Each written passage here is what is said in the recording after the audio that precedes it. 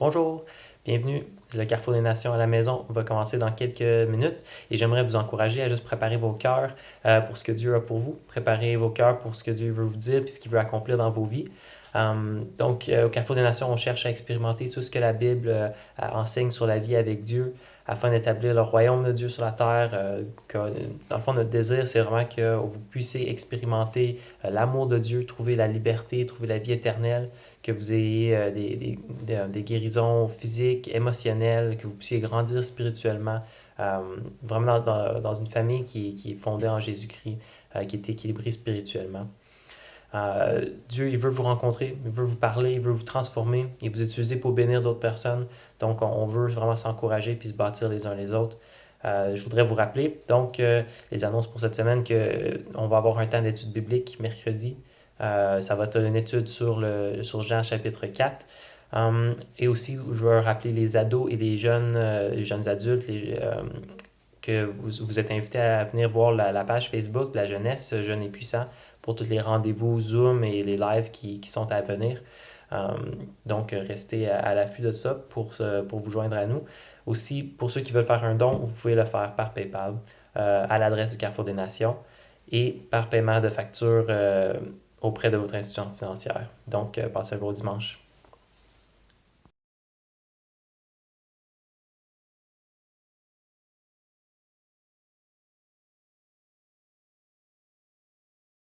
Bonjour Carrefour des Nations, ici Samuel Gingras et c'est un plaisir pour moi d'être chez vous, du confort de mon chez nous en cette belle journée de Pâques. Oui, nous sommes confinés, mais le même esprit qui a ressuscité Jésus des morts nous habite et nous connecte aujourd'hui. C'est pas une saison facile, mais j'aimerais tout simplement vous encourager pour vous dire que malgré tout, nous sommes dans le même bateau, dans la même barque que Jésus et cela change toutes les donnes. Lorsque la tempête fait rage, tout ce que nous avons à faire, c'est se confier en Jésus, faire appel à lui et Jésus nous promet qu'il va tout simplement nous garder sains et saufs et il va faire taire cette tempête qui fait rage. Et donc, j'aimerais tout simplement vous encourager aujourd'hui à garder le focus sur une seule personne.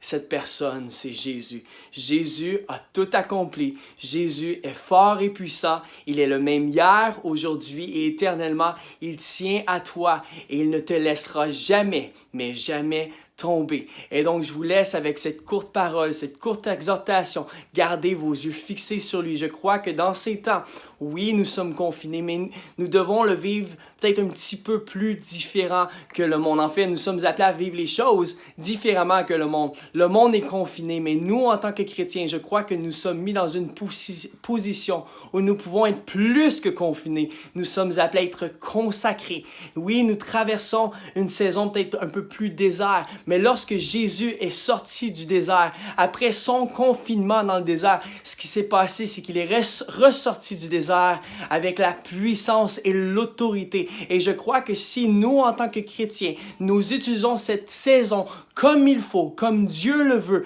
nous allons en sortir bien plus fort. Comme une chenille qui rentre dans son cocon, nous allons sortir, déployer nos ailes et prendre notre envol dans notre destinée. Donc, restez confinés, mais surtout, soyez consacrés envers Dieu et envers vos familles, envers vos proches. Et nous allons voir un vrai réveil, car c'est une heure de moisson. Je vous encourage, je vous salue de Granby. C'est un plaisir pour moi d'être tout simplement venu vous saluer. Je vous aime, Pasteur Bruno et Marjorie. Ça va être un plaisir de vous revoir très très bientôt. Joyeuse Pâques à tous.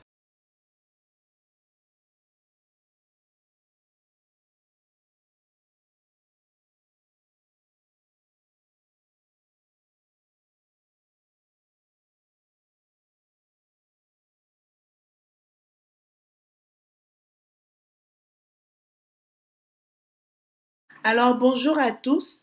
Nous vous souhaitons la bienvenue au Carrefour des Nations à la maison. Nous voulons que vous ayez un bon dimanche avec le Seigneur, que nous puissions nous rappeler que aujourd'hui on est Pâques. Nous voulons nous rappeler de la résurrection de Jésus. Nous voulons nous rappeler qu'il a donné sa vie pour nous. Alors ce matin, je vous encourage à vous amuser dans sa présence, à le laisser vous toucher, comme j'ai l'habitude de dire, ouvrez-lui vos cœurs ce matin, dansez devant lui, célébrons la présence et la résurrection de Jésus qui est mort il y a plus de 2000 ans, le vendredi, et le dimanche, c'est la célébration de sa résurrection. Euh, je veux nous rappeler que notre dimanche, tous les dimanches, on célèbre Christ, mais à Pâques, c'est comme si notre célébration prend une autre dimension de se rappeler pourquoi est-ce que tous les dimanches on se rencontre et on danse, on loue devant lui. Donc ce dimanche, je vous encourage, sortez vos drapeaux s'il faut. Si vous avez des drapeaux, vous avez l'habitude de danser dans la présence de Dieu. Vous avez l'habitude de prendre le temps de juste l'adorer de tout notre être. La Bible nous dit de le louer avec les cymbales, de le louer avec des chants, des applaudissements, des cris de joie. Ce matin, venons devant lui avec cris de joie, avec des danses, des tambours, et donnons-lui toute la gloire parce qu'il est ressuscité. Je vous souhaite une joyeuse Pâques à tous et je laisse la place à Yamilette et Christophe qui vont nous conduire dans un temps de louange. Amen. Bon matin, je suis contente d'être avec vous ce matin, accompagnée de Christophe à la guitare. J'espère que vous allez bien en ce jour de Pâques. Je vous inviterai à nous accompagner dans le confort de votre maison durant ce temps de louange. Nous allons commencer par le chant Yahweh qui parle du psaume 23 qui dit « L'Éternel est mon berger, je ne manquerai de rien ». Alors, je vous invite à participer de là où est-ce que vous êtes avec nous.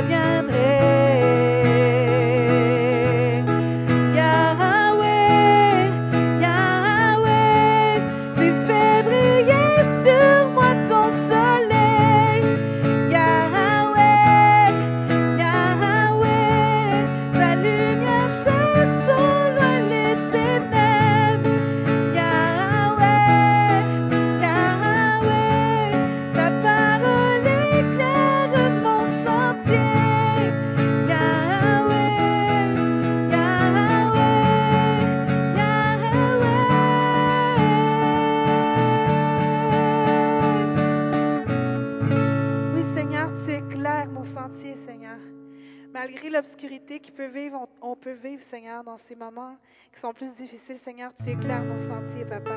Tu es la lumière, Seigneur. Tu es notre soleil, Seigneur. Alléluia. Et on peut te dire, Seigneur, ce matin que tu es le roi de notre cœur, Seigneur. Tu es celui qui vit en nous. Alléluia.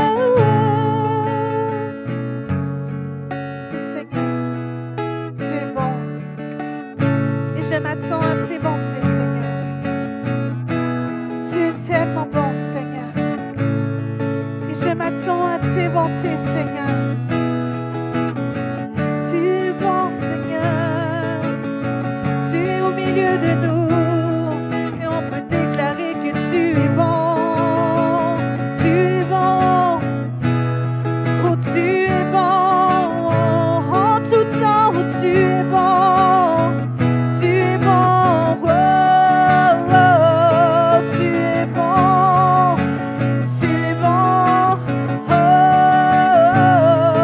tu es bon, bon,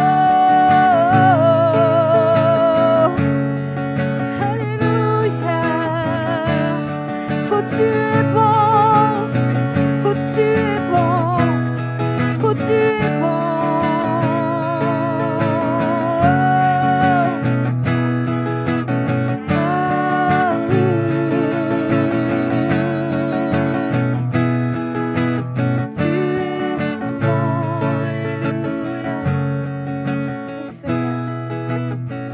tu es merveilleux, Seigneur.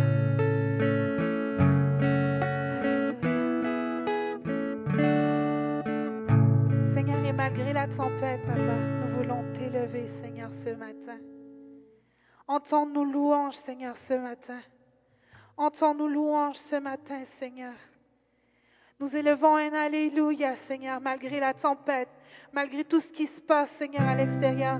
Nous levons un Alléluia, Alléluia.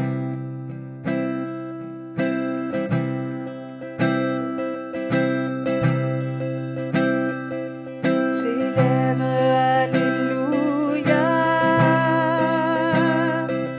en présence de mes ennemis.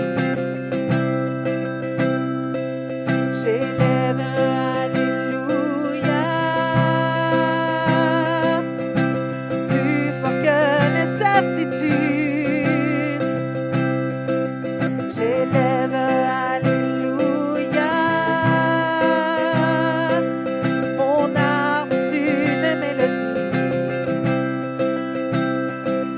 J'élève un Alléluia, les cellules en ma faveur. Je chanterai en plein cœur de la tempête. Entends mes louanges résonnant plus fort que l'orage.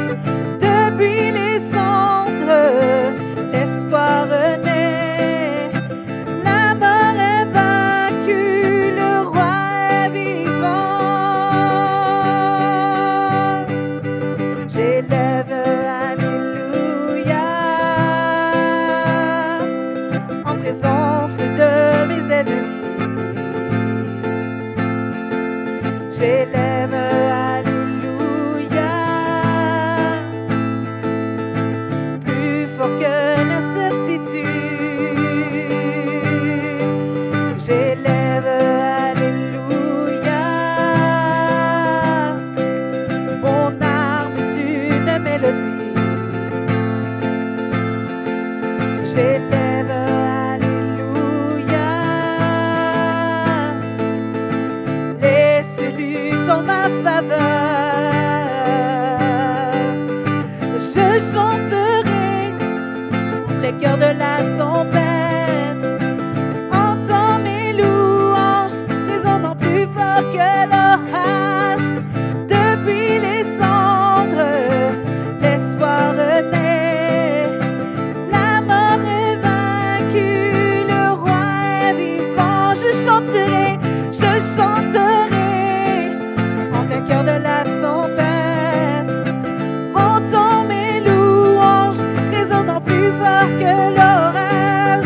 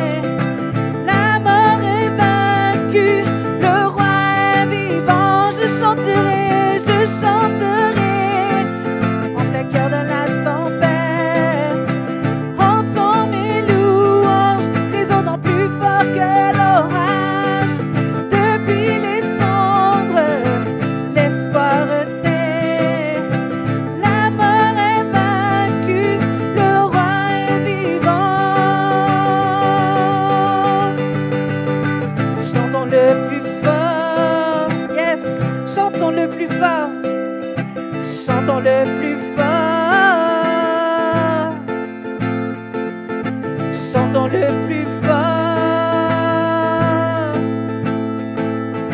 chantons le plus fort, chantons le plus fort, en présence de mes ennemis, chantons le plus fort que les certitudes, chantons le plus fort, mon âme est une mélodie, chantons le plus fort, les cieux luttent en ma faveur, chantons le plus fort, en présence de mes ennemis, chantons le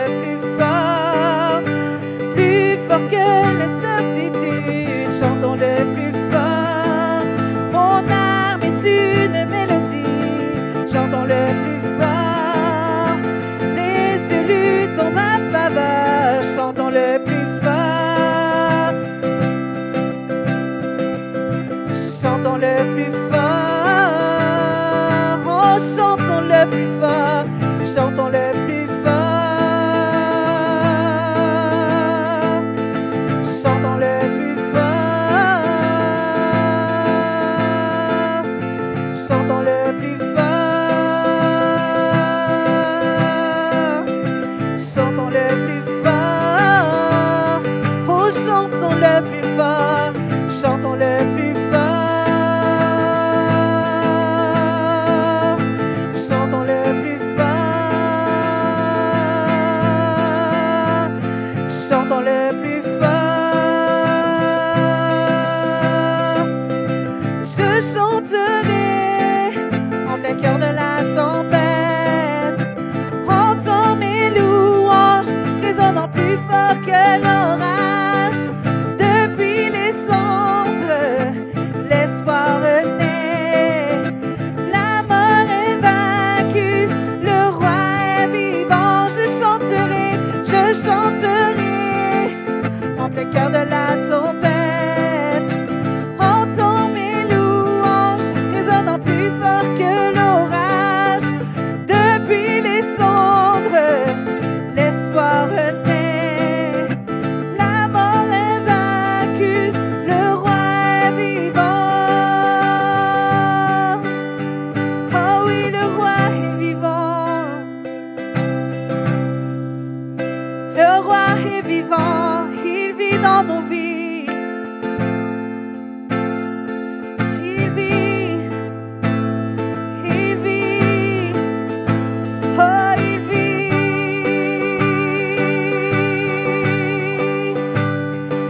il est le roi de gloire, celui qui a fait trembler les ténèbres. Alléluia. Jésus est vivant et nous voulons le célébrer ce matin. Jésus est vivant, alléluia. Alléluia. Nous voulons célébrer ce roi qui un jour est venu sur la terre et a donné sa vie pour nous. Et c'est Jésus. Car après 3 jours, il est ressuscité. Et nous voulons le glorifier ce matin. Nous voulons l'élever ce matin et chanter nos louanges à lui. Car c'est lui qui mérite nos louanges et notre adoration. Alléluia.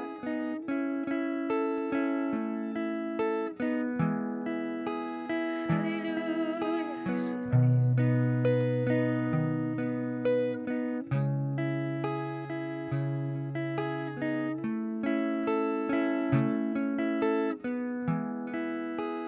Les étoiles ont pleuré, le soleil s'est voilé, car le Sauveur du monde était tombé. Son corps sur une croix, son sang versé pour moi, sur ses épaules le poids de nos péchés.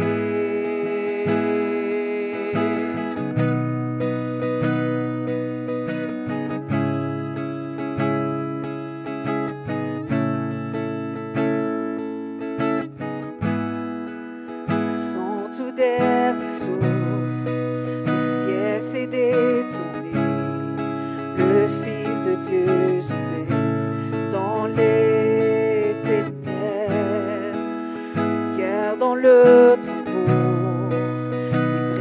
contre la mort pour terrasser l'enfer à jamais. Alors la terre trembla, la pierre fut roulée, l'amour parfait n'a pu être vaincu. Mort, où est son pouvoir? Le roi ressuscité a remporté la victoire. À jamais il est glorifié, à jamais il est élevé, à jamais ressuscité. Il est vivant, jamais, à jamais il est glorifié, à jamais il est élevé, à jamais ressuscité. Il est vivant.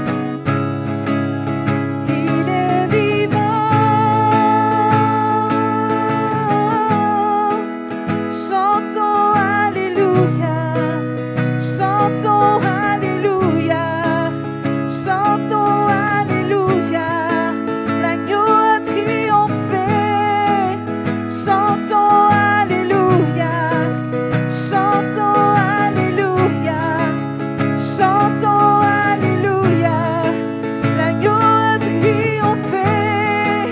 Oh, chantons Alléluia, chantons Alléluia, chantons Alléluia, l'agneau a triomphé. Chantons-le, chantons Alléluia, chantons Alléluia, chantons Alléluia. À jamais il est glorifié, à jamais il est élevé, à jamais ressuscité. Il est vivant, il est vivant. À jamais il est glorifié, à jamais il est élevé, à jamais ressuscité. Il est vivant, il est vivant.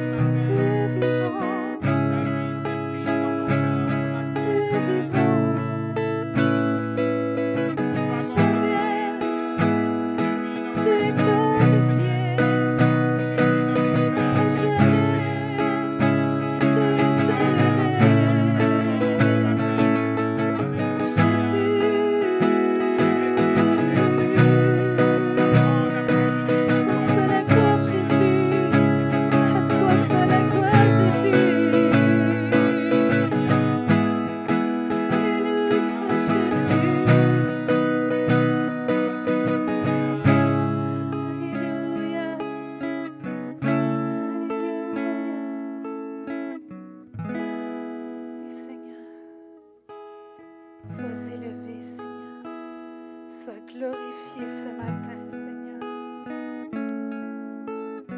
À toi soit toute la gloire, Papa. À toi soit tout l'honneur.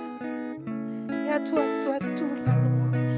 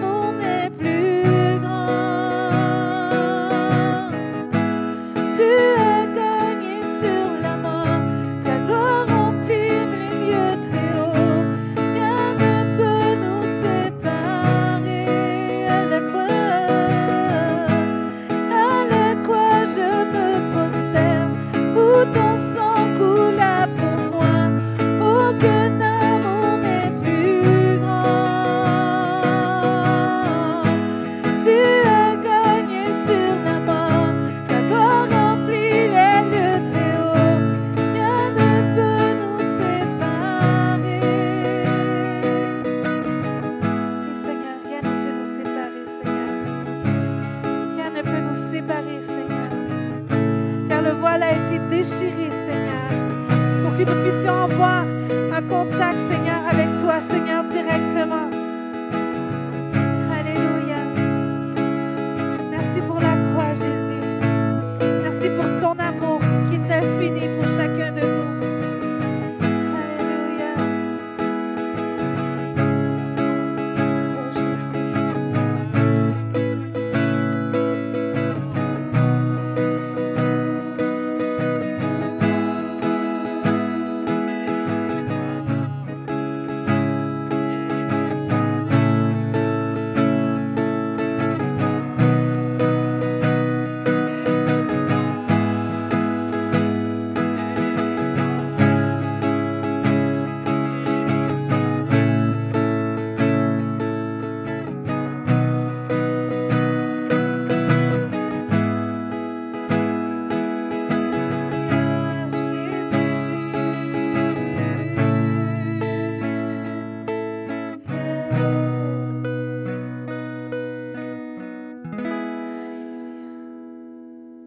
merci, Jésus, pour ta présence, Seigneur.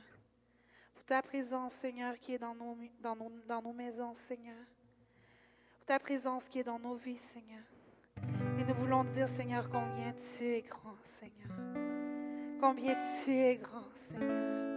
Et nous déclarons, Seigneur, ce matin, que toute la terre louera son nom et dira combien Dieu est grand. Alléluia. Tu es vie et amour, tu brilles dans les ténèbres, tu restaures, donnes espoir à tous les cœurs brisés. Dieu, tu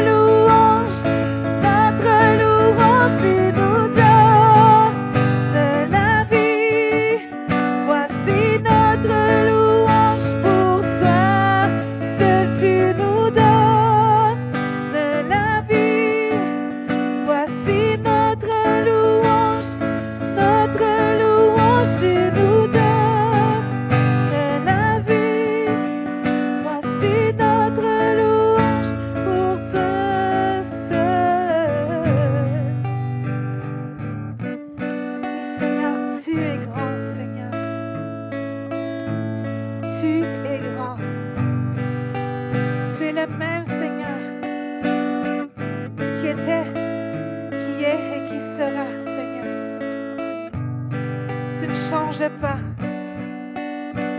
Dieu, tu es grand, alléluia. Oh Dieu, tu es grand. Dieu, tu es grand.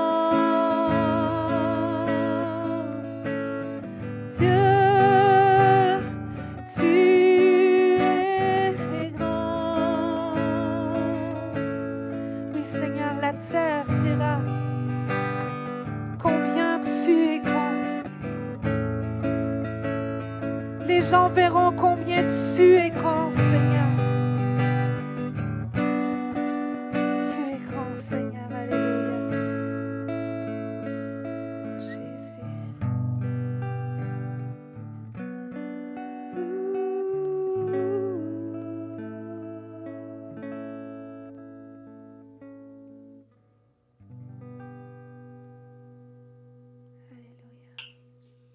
Merci à Yamilette, merci à Christophe pour le temps de louange et je veux aussi vous remercier de nous accueillir chez vous, dans votre maison, dans votre salon, dans votre foyer.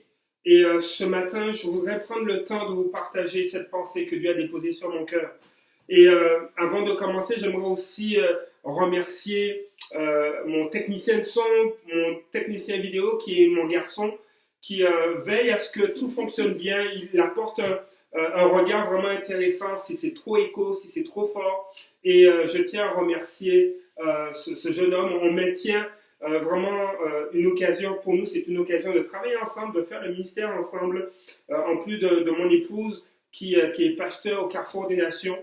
Donc, je me présente, je m'appelle Bruno, je suis pasteur au Carrefour des Nations. Et ce matin, Dieu dépose cette pensée sur mon cœur alors que nous sommes dimanche de Pâques. Je crois qu'il est nécessaire de revenir, de retourner à l'essentiel. Dieu est le Dieu de tous les peuples. Il est le Dieu qui, quels que soient les lieux, quel que soit l'endroit où tu te trouves dans le monde ou dans la francophonie, ce matin, Dieu est là pour toi. Il n'est pas question d'une église, il n'est pas question d'un homme ou d'une femme, mais il est question de Jésus-Christ de Nazareth, le roi des rois, le Seigneur des seigneurs. Et ce matin, ce que j'aimerais te partager, c'est une pensée concernant Jésus-Christ. Alors que nous avons connu Vendredi Saint, et on a voulu célébrer la mort de Jésus et sa résurrection, ce matin, nous voulons nous rappeler que Jésus-Christ est ressuscité. Ce matin, nous voulons nous rappeler que Jésus est celui qui a été manifesté. Il est l'agneau de Dieu qui a été manifesté. Et je crois que dans les heures les plus sombres de l'humanité, où on peut voir le moins beau de l'humanité se manifester, et ça me fait penser à un texte dans les Écritures où on voit Pierre. Alors que Jésus allait être livré, allait être jugé et crucifié, Pierre, qui lui était convaincu qu'il allait se tenir debout pour Jésus-Christ, qu'il allait se tenir debout pour cet homme, pour le Messie, pour Jésus, avec qui il a marché pendant plusieurs années, il va le renier. Le moins beau de Pierre a été manifesté. Or, dans les temps les plus sombres, je crois que c'est le moment où Dieu manifeste son plus beau. Le plus beau de Dieu est manifesté, peut apparaître. La parole de Dieu va nous dire dans 1 Jean chapitre 4 verset 9, « L'amour de Dieu a été manifesté envers nous, en ce que Dieu a envoyé son Fils unique dans le monde, afin que nous vivions par lui. » Dans nos vies, dans notre ville, dans notre pays, dans le monde, dans l'histoire de l'humanité, il y a des moments sombres, il y a des nuits qui affectent nos vies. Récemment, j'ai parlé de la nuit du nazisme qui avait affecté l'Europe et le monde entier. Un petit peu plus loin, dans les années 1920, 1929, il y a eu la crise boursière qui a affecté le monde entier. Et à l'époque de Jésus, alors qu'il a été livré, qu'il a été arrêté et crucifié, c'était une heure sombre. Dans une époque qui était sombre pour le peuple d'Israël. Et même plus loin encore, 1400 ans avant Jésus-Christ, alors que le peuple d'Israël quittait l'Égypte, ils avaient vécu 400 ans et plus de 400 ans dans l'esclavage. C'était une période sombre pour ce peuple. Et à chaque fois qu'il y a des temps sombres, qu'il y a des moments sombres dans l'histoire de l'humanité, dans l'histoire d'une nation, dans l'histoire d'un peuple, dans l'histoire même d'une famille, et même dans ton histoire à toi, lorsqu'il y a des heures sombres, le plus beau de Dieu se manifeste. L'amour de Dieu se manifeste envers toi. Et Dieu a décidé, une fois pour toutes, de pleinement manifester son amour, qui peut nous réconcilier avec lui.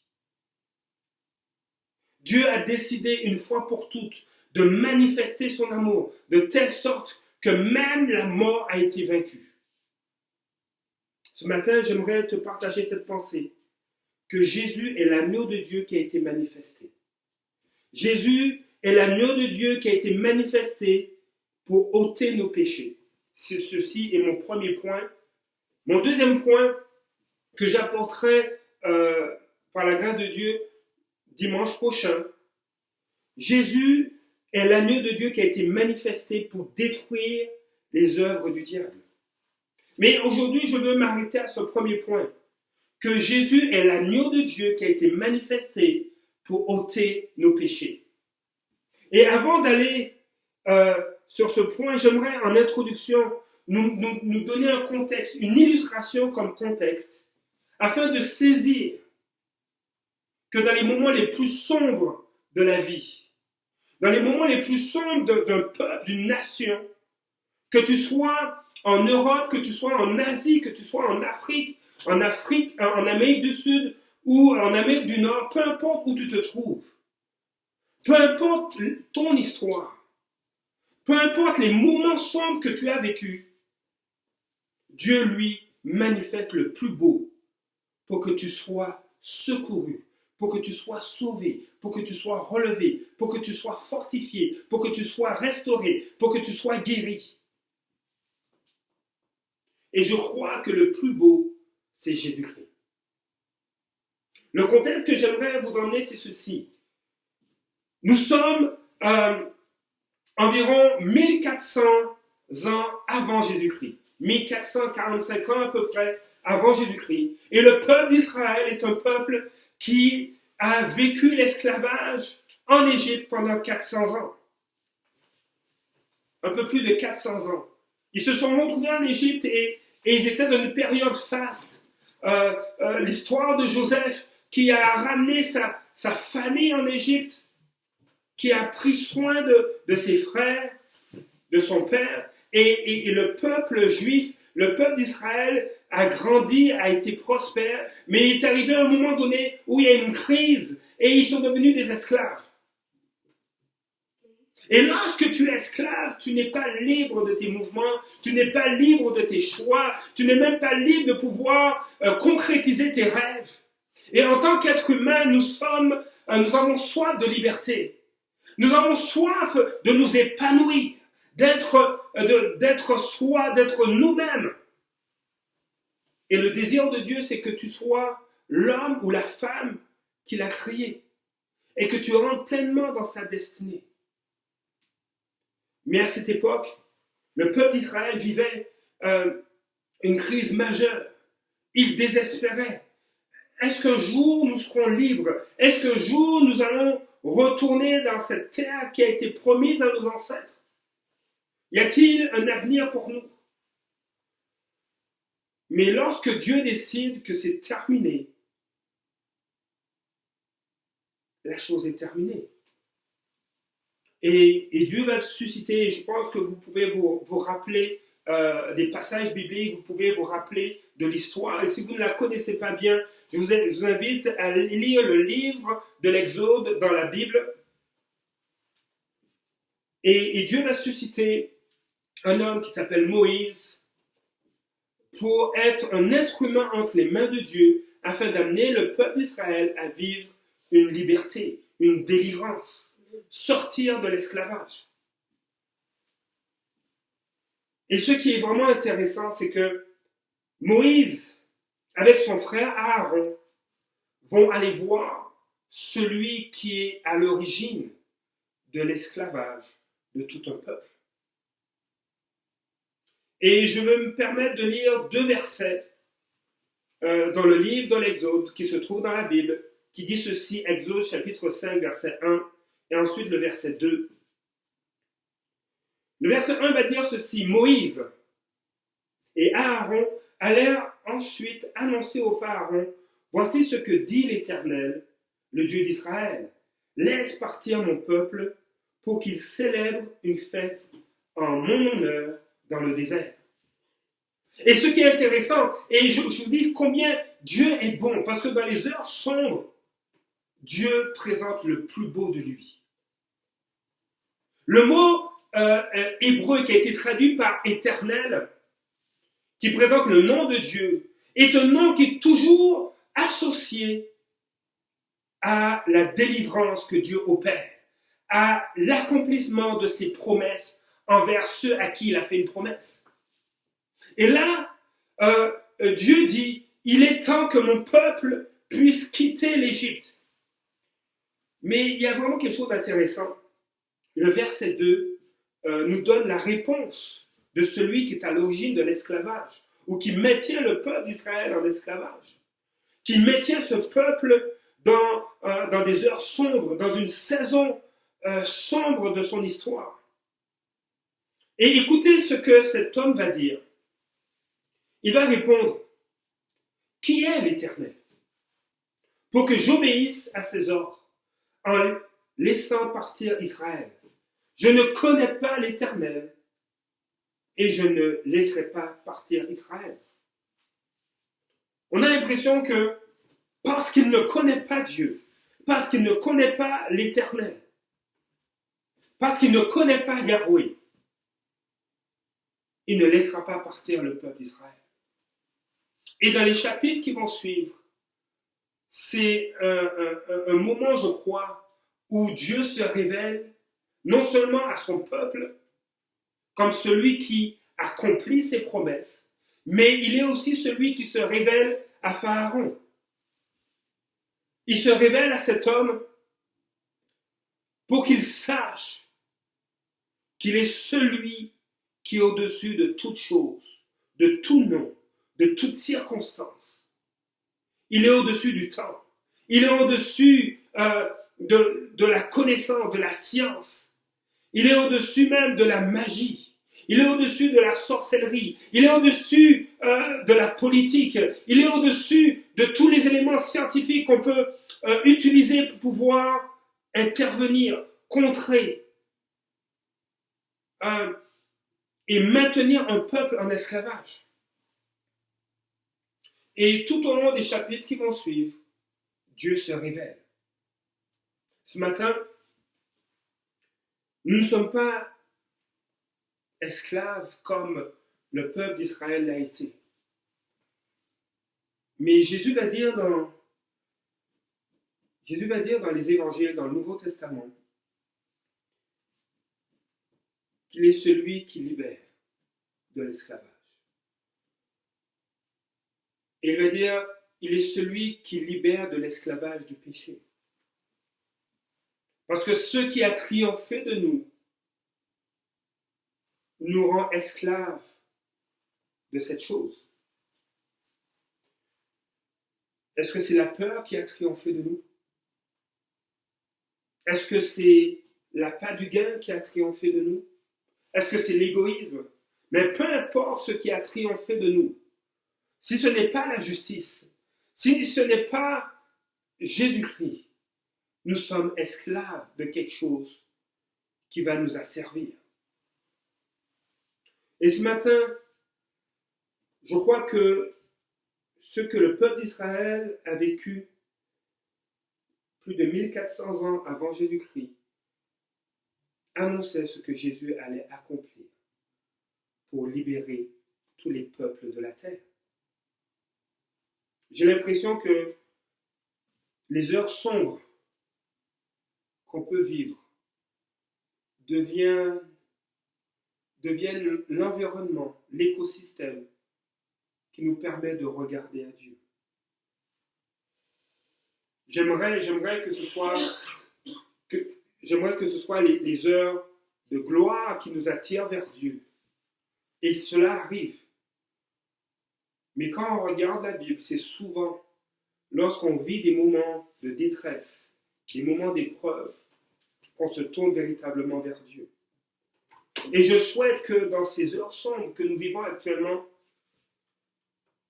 qu'il y ait le moins de dommages possible dans nos vies, dans nos foyers, dans notre santé.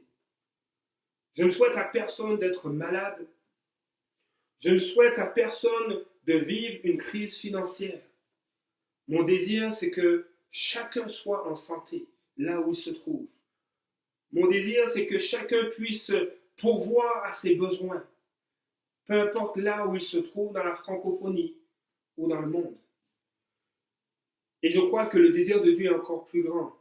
Dieu désire que nous puissions vivre dans l'abondance. Mais le cri du cœur de Dieu, c'est que nous puissions le connaître. C'est que nous puissions marcher avec lui. C'est que nous puissions être affranchis du péché, affranchis de la peur. Et 1445 ans à peu près avant Jésus-Christ, Dieu a libéré le peuple d'Israël de l'esclavage. Et lorsqu'un homme ou une femme est esclave, elle est réduite à moins qu'un animal. Il est réduit à moins qu'un animal. Sa dignité est bafouée.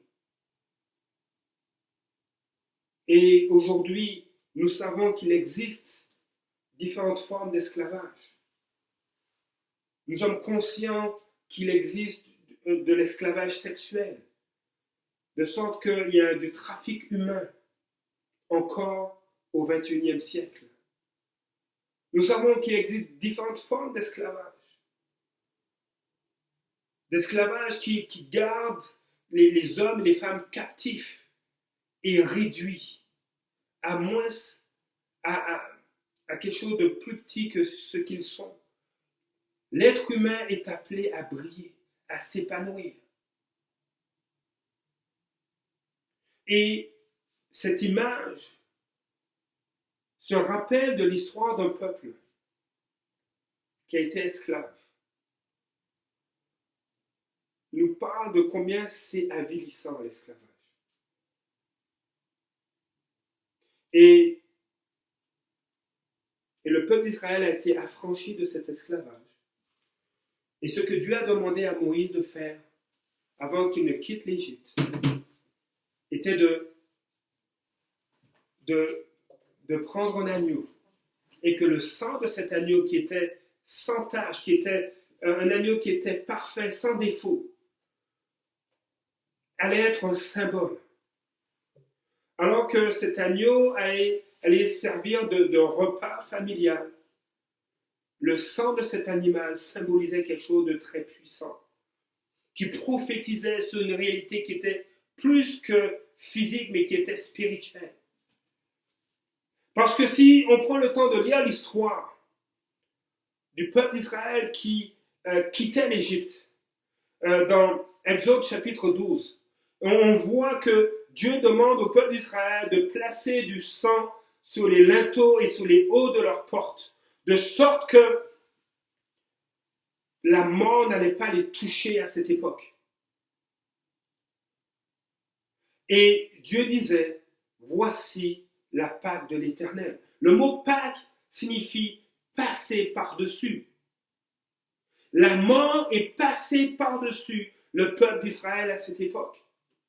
Et ce peuple a quitté l'Égypte, libre. Et cet acte dans l'histoire prophétisait sur un acte, un événement majeur qui allait prendre place au début de notre ère, à savoir la mort et la résurrection de Jésus-Christ qui allait affranchir les hommes et les femmes qui mettaient leur foi en lui. Ce matin, je veux nous faire réaliser que la vraie Pâque, le vrai agneau pascal qui a été manifesté, c'est Jésus-Christ. La Bible dit dans 1 Jean chapitre 3 au verset 5, « Or, vous le savez, Jésus est apparu pour enlever nos péchés, et il n'a pas de péché en lui. » La version Darby va traduire le mot apparu, ou le verbe apparu, par manifester. Et vous savez que lui, en parlant de Jésus, vous savez que lui a été manifesté afin qu'il ôtât nos péchés. Et il n'y a point de péché en lui. Jésus a été manifesté. Jésus est apparu. Le mot grec qui a été traduit par apparu ou par manifesté, le mot grec peut être traduit aussi par rendre manifeste ou visible, peut être traduit par connu de ce qui a été connu ce qui a été caché, manifesté, que ce soit par des mots ou des faits ou de toute autre manière, rendre actuel et visible, devenir manifeste. Ce mot qui a été traduit par manifester ou par apparu peut être traduit aussi exposé à la vue, se montrer, apparaître. Et Jésus parut sur terre pour ôter le péché, pour ôter la peur, pour nous réconcilier avec Dieu. Lorsqu'on parle de péché, c'est comme si le mot péché nous indique qu'on a raté la cible pour laquelle on a été créé. On a été créé pour connaître Dieu.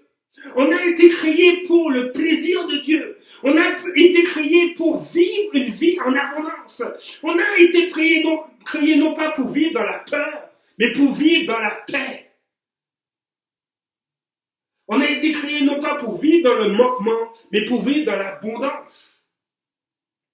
On a été créé pour la gloire de Dieu. On a été créé pour être en communion avec Dieu.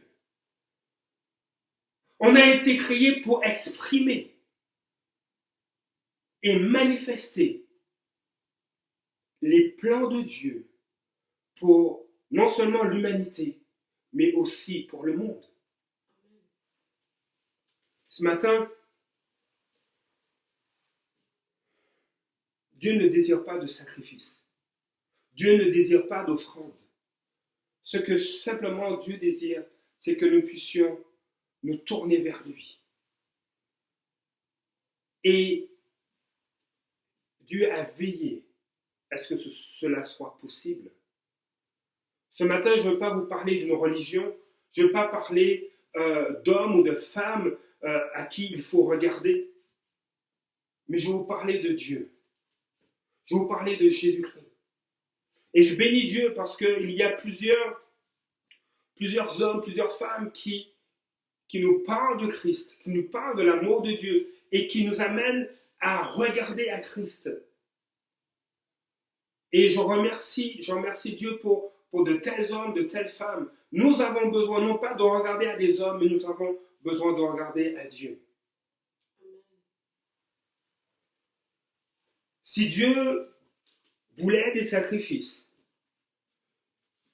il se serait contenté des sacrifices que le peuple d'Israël faisait, des offrandes qu'il faisait. Mais la Bible va nous dire, dans le psaume 40, les versets 7 à 9, « Tu ne désires ni sacrifice ni offrande, mais tu m'as ouvert les oreilles. Tu ne demandes ni holocauste ni sacrifice pour le péché. Alors j'ai dit, me voici, je viens. Dans le rouleau du livre, il est écrit à mon sujet, pour faire ta volonté, mon Dieu. C'est ce que je désire, et ta loi est gravée au fond de mon cœur. De qui s'agit-il? Qui a dit, me voici, je viens? Il s'agit de Jésus-Christ. Jésus qui était Dieu, Jésus qui est Dieu, est venu sur terre afin d'accomplir la volonté de Dieu, de réconcilier l'humanité avec lui. Jésus est venu de son plein gré.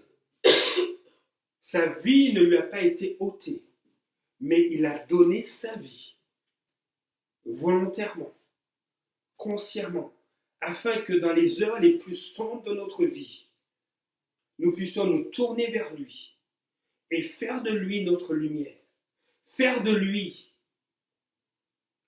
notre Seigneur et notre Sauveur. Je bénis Dieu pour plusieurs hommes d'État, plusieurs femmes d'État, plusieurs leaders qui tâchent de prendre les bonnes décisions. Veillez à ce que la population vive le plus petit impact possible de cette crise. Et je crois que,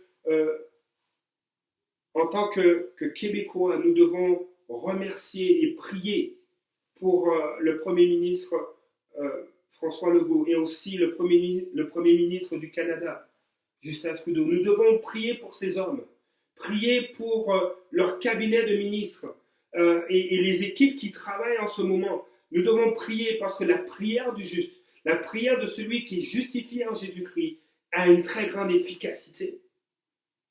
La parole de Dieu nous dit que nous reconnaissons que le monde a été créé par l'invisible. Dieu a autorité sur le monde visible. Et il a autorité sur le monde invisible. Et il nous rend partenaires et participants de son œuvre, nous permettant d'intercéder selon son cœur en faveur des hommes et des femmes qui vivent autour de nous. En tant qu'enfants de Dieu, nous avons cette autorité de prier, de demander la faveur de Dieu, la grâce de Dieu.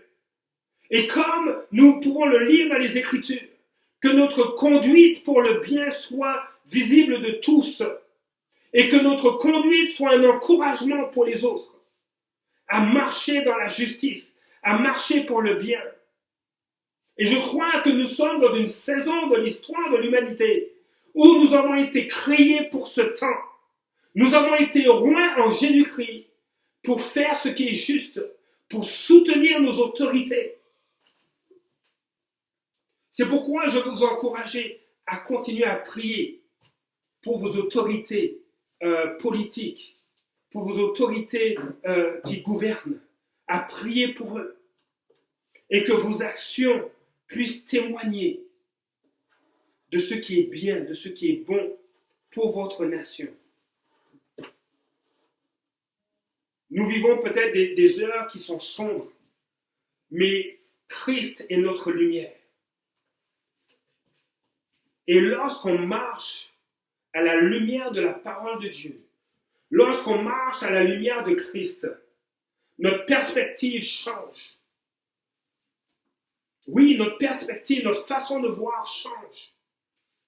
Et non pas, nous ne sommes pas des hommes et des femmes qui marchons dans la peur, mais nous devenons des hommes et des femmes qui marchent par la foi et dans la confiance en Dieu. Et cela fait une différence. Parce que des hommes et des femmes motivés par la peur vont poser des actes et prendre des décisions qui seront injustes et égoïstes. Mais lorsque nous sommes motivés par la foi, par la confiance en Dieu, nous posons des actes et nous prenons des décisions qui sont justes pour la population, pour nos voisins, pour nos propres vies. Jésus est celui qui a dit « Je viens », il a donné sa vie. Il a fait le choix de donner sa vie afin qu'on soit réconcilié avec Dieu.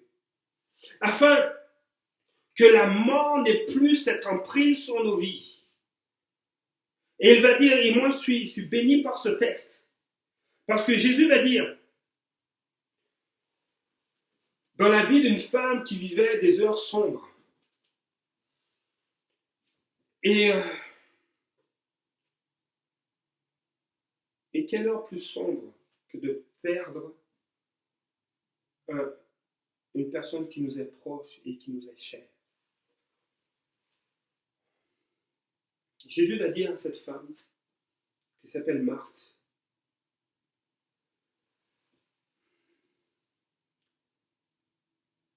dans Jean chapitre 11, les versets 23 à 27, il va dire ceci.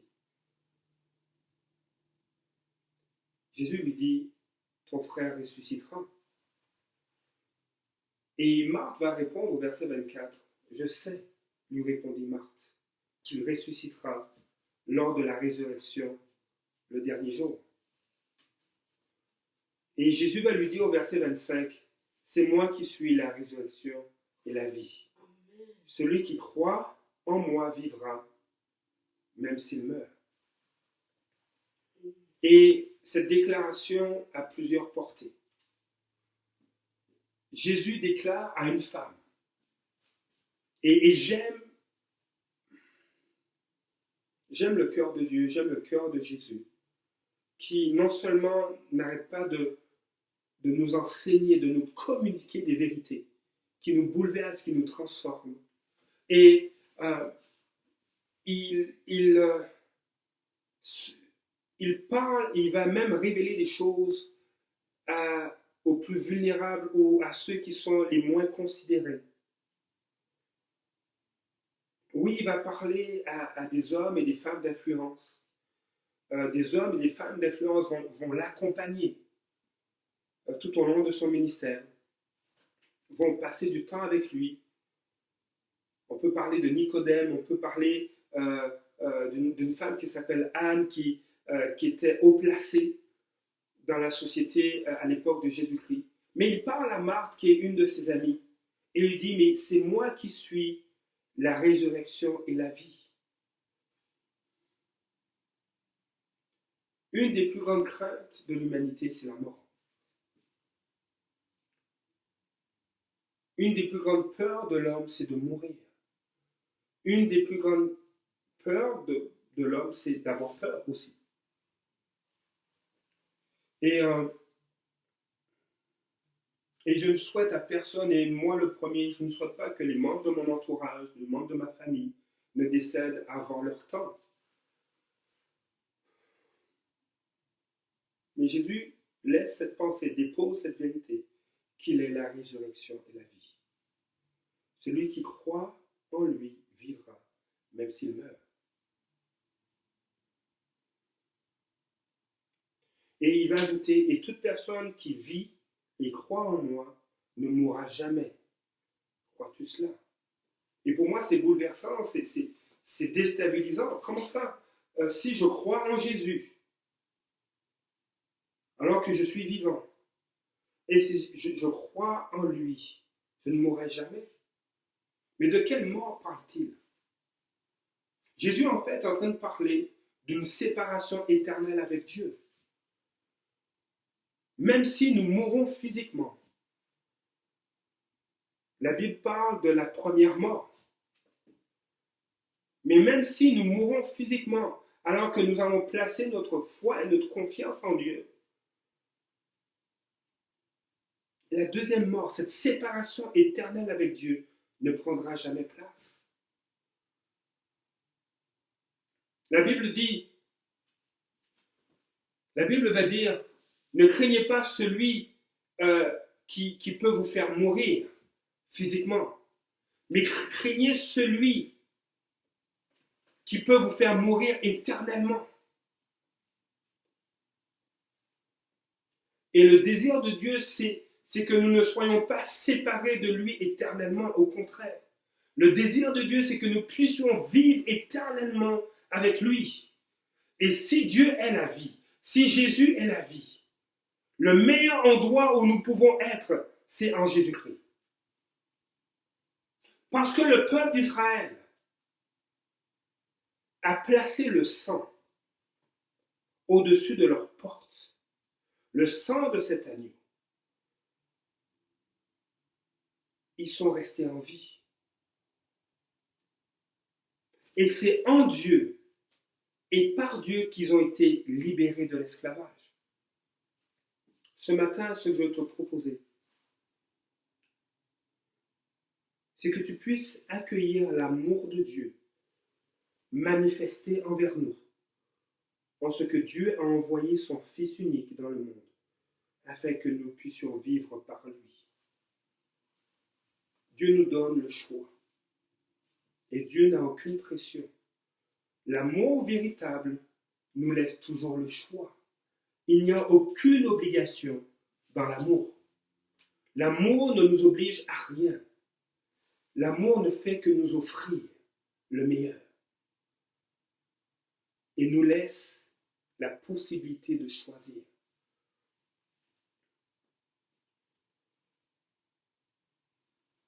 Jésus a été manifesté. Jésus est apparu pour ôter le péché, pour nous amener à atteindre la cible. Jésus est apparu pour nous libérer de toutes nos peurs. La peur de la mort parce qu'il est la vie. La peur de perdre notre liberté parce qu'il est celui qui nous rend véritablement libres. La peur de manquer parce que Jésus-Christ est celui qui nous comble parfaitement. Quelles que soient tes peurs, Jésus peut les prendre et placer en toi la paix et la confiance. Ce matin, j'aimerais, pour les minutes qui nous restent, j'aimerais simplement t'inviter, si tu le veux, à accueillir, à te réconcilier avec Dieu, à accueillir Dieu dans ta vie, parce qu'il est celui qui ôte le péché, qui nous donne une saine vision de nous-mêmes, de qui Dieu est, et notre raison de vivre sur terre.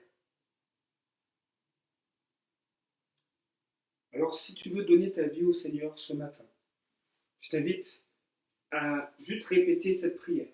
C'est très simple. Je vais dire des mots m'adressant à Dieu parce qu'on peut prier et Dieu nous entend. Et tu peux répéter ces mots-là comme des mots auxquels tu crois et tu adhères pour permettre à Dieu de toucher ton cœur et agir dans ta vie. Je te proposais simplement de dire à Dieu, Seigneur, je reconnais mon besoin de toi. Je reconnais que tu es celui qui ôte les péchés et qui nous réconcilie avec toi. Je reconnais ce que Jésus a accompli à la croix et qu'il est ressuscité le troisième jour, qu'il est vivant et qu'en lui, je peux avoir la vie, comme il est écrit dans 1 Jean chapitre 4, verset 9. Alors prions maintenant. Seigneur Dieu, je reconnais que tu es celui qui ôte le péché à travers Jésus-Christ. Je reconnais que Jésus a choisi de donner sa vie pour que moi, je puisse être réconcilié avec toi et que je puisse avoir la vie éternelle. Je te demande de pardonner mes fautes, de pardonner mes péchés. Je reconnais que j'ai besoin de toi. Alors je t'invite dans mon cœur et dans ma vie. Sois mon sauveur, sois celui qui apporte la paix, sois ma Pâque, cet agneau de Dieu qui ôte le péché et qui fait en sorte que la mort passe par-dessus moi. Mais même si je mourrais, je sais que j'ai la vie éternelle en Jésus-Christ. Seigneur, je te dis merci de m'accueillir comme ton enfant, comme ton fils ou comme ta fille, dans le nom de Jésus. Amen. Ce matin, je veux terminer par ceci. Si tu as des peurs, et Dieu crée toujours un environnement sécuritaire pour nos vies. Si tu as des peurs, si tu as des craintes, là où tu es, Dieu peut ôter ces peurs. Dieu peut ôter ces craintes. Et je vais t'inviter à juste fermer les yeux et à prier, à recevoir cette prière. Je vais simplement prier pour toi. Et si tu es d'accord avec ce que je vais dire, si tu es d'accord avec la prière que je vais faire, je vais t'inviter à dire Amen, là où tu es. Le mot Amen est un mot hébreu qui signifie oui, qu'il en soit ainsi. Seigneur, tu vois les craintes, les peurs. Quel que soit le nom qu'on peut donner à ces peurs. Seigneur, je prie maintenant que tu puisses venir et ôter ces peurs dans les cœurs. Seigneur, je t'invite dans les chaumières, dans les maisons, dans les foyers, dans les familles. Je t'invite, Seigneur, même dans les sous-sols, Seigneur, à venir apporter ta paix. Seigneur, tu prends les peurs, tu les as prises à la croix. Seigneur Jésus, tu as pris ces peurs à la croix. Et aujourd'hui, tu communiques ta paix. Seigneur, je prie maintenant que ta paix puisse remplir les maisons, puisse remplir les cœurs dans le nom de Jésus. Seigneur, je prie maintenant que le brouillard, le brouillard qu'apportent les peurs puisse être ôté de devant ceux et celles qui entendent et qui s'associent à cette prière, afin qu'ils puissent voir comme toi tu vois, qu'ils puissent voir le chemin que tu as tracé pour eux, même dans ces heures sombres de leur vie, parce que tu es la lumière du monde. Seigneur, je prie qu'ils puissent te rencontrer Jésus, qui est la lumière du monde, qui est le prince de la paix, et qui puissent maintenant, et à partir de maintenant, marcher à côté de Jésus-Christ pour le restant de leur vie. Et j'ai prié dans le nom de Jésus. Amen. Je vous invite à juste vivre ce moment et regarder, même relire les passages qui ont été cités tout au long de ce partage. Je vous encourage à rester connecté, oui, avec nous, mais peu importe là où vous êtes dans la francophonie, à vous connecter à des sites web, à des églises, à des pages Facebook où on enseigne la parole de Dieu pour être encouragé, pour être fortifié. Si vous avez à cœur de rester connecté avec nous, vous pouvez aller sur notre page Facebook, liker notre page. Mais ce qui est important, c'est pour que vous puissiez liker, surtout que vous puissiez liker la page de Dieu, que vous puissiez liker sa parole. Prenez le temps de lire l'évangile de Jean. C'est un merveilleux évangile dans la Bible qui parle de combien Dieu est bon, combien Jésus est la lumière du monde. Il est le prince de la paix, celui qui apporte la paix. Il est la résurrection et la vie. Et en ce dimanche de Pâques, je vous invite à prendre du temps en famille, à maintenir une distanciation physique afin de protéger votre prochain. Et vraiment que Dieu vous bénisse. Je vous souhaite un bon dimanche de Pâques et on se voit dimanche prochain. Allez, à bientôt.